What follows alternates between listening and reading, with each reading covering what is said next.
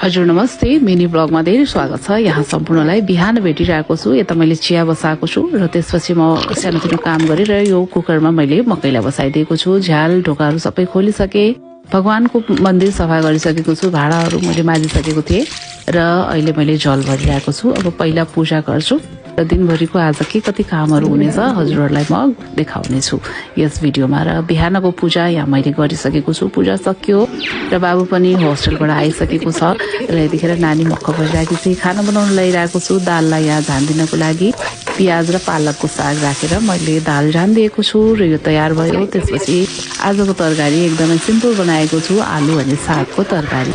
र यो पनि मैले यहाँ आलुलाई मजाले भुटेर मरमसला सबै राखिसकेँ र सागलाई माथिबाट राखिदिएँ। 2टा टमाटर काटेर राखेँ, तरकारी तयार भयो र आजको खाना पनि मेरो एकदमै तयार भइसकेको छ।